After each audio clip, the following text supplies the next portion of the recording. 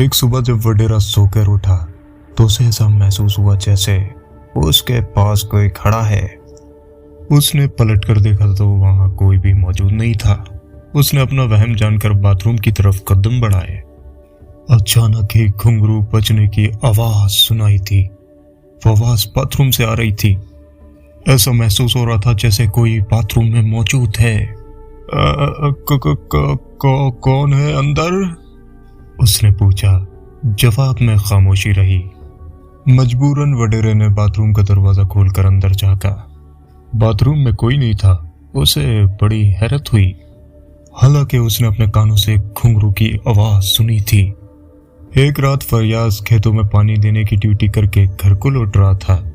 एक दरख्त के पास से गुजरते हुए उस घर पर कोई चीज गिर पड़ी। वो अगर फौरन पीछे ना हो जाता तो वो चीज उस पर गिर पड़ती। फयाज ने चौंक कर उस चीज पर देखा तो वो कोई औरत थी। चेहरे पर बाल इस तरह से बिखरे हुए थे कि चेहरा दिखाई न दे रहा था। वो औरत जमीन से गिरी हुई खड़ी हो गई और फयाज उसे बुत बना हुआ अभी तक उसे देख रहा था। जैसे ही उस औरत ने अपने चेहरे से बाल हटाए वो करीमन थी। करीमन को देखकर फयाज को एकदम से झटका लगा।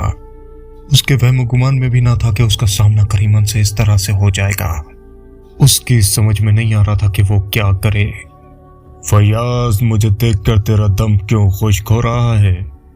क्या इससे पहले तूने मुझे नहीं देखा है? बोल, खामोश क्यों है? तुम जिंदा कैसे हो? जैसे तुम जिंदा हो, वो जोरदार कहका लगाकर बोली। और मैं उस वक्त तक जिंदा रहूंगी जब तक वडेरा अली नवाज मर नहीं जाता। तुझे मेरा साथ देना होगा वरना तेरा अंजाम हारी राजू से भी ज्यादा भयानक होगा। मुझे क्या क्या क्या क्या क्या क्या करना होगा? वो ज्यादा ही हकला गया था। मेरी बात गौर से सुन। वडेरा अली नवाज खूनी है। उसके जिस्म में किसी रात बदरू सरायत कर जाती है। वो रातों में लोगों का खून पीता है।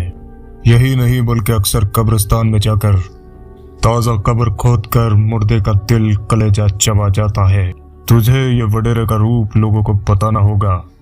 मैं ये बात किस तरह से वडेरे के खिलाफ बोल सकता हूँ? मैंने उसे किसी का खून पीते नहीं देखा। तूने मुझे किसी का खून पीते देखा था? फिर तूने मुझे चुड़ैल किस तरह से साबित किया था? उसी तरह तुझे वडेरे को भी साबित करना होगा। वडेरे का असल रूप अगर देखना चाहता है तो अभी और इसी वक्त वडेरे के डेरे पर जाकर देख।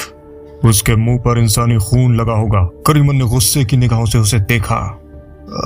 मैं देख लेता हूँ। फयाज उसे इस तरह से देखने पर घबरा गया था।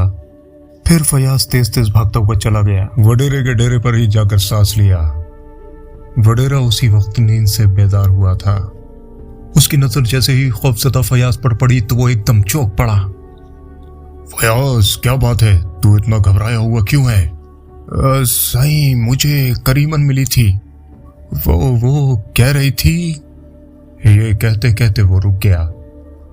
हाँ बोल, क्या कह रही थी? साईं, आप पर इल्जाम लगा रही थी कि आप इंसानों का खून पीते हैं। वो बकवास करती है। अगर उसकी हिम्मत है तो मेरे सामने आकर बात करे। वडेरा गुस्से से बोला। साईं, आपके मुंह पर खून लगा हुआ है। फयाज ने हिम्मत करके कह ही दिया। वडेरा यह सुनकर घबरा गया और अपना चेहरा आईने में देखा। वाकई उसके मुंह पर खून लगा हुआ था। खून देखकर वो मजीद घबरा गया और जल्दी से खून साफ करने लगा। देख फयाज, ये उस खबीस करीमन की शरारत लगती है। वो मुझे बदनाम करना चाहती है। इस बात का तू किसी से जिक्र ना करना। जी साईं, मैं इसका बात का जिक्र किसी से नहीं कहूंगा। फयाज ये कहता हुआ डेरे से लौट आया। वडेरा उसके जाने पर सोच में पड़ गया। अब तक वो जमीन हथियाने के लिए जो हरबा इस्तेमाल करता था वही हरबा अब करीमन ने भी इस्तेमाल किया था।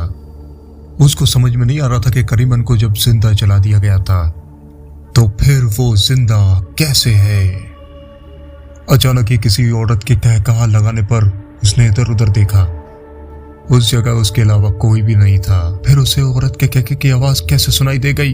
दोपहर में राह चलते वक्त फयाज की दानिश से मुलाकात होने पर उसने सुबह के वाकये के बारे में तफसील से बताया, जिसे सुनकर दानिश भी दम बखुद रह गया। फयाज भाई, तुमने ये बड़ी खतरनाक खबर मुझे सुना दी है।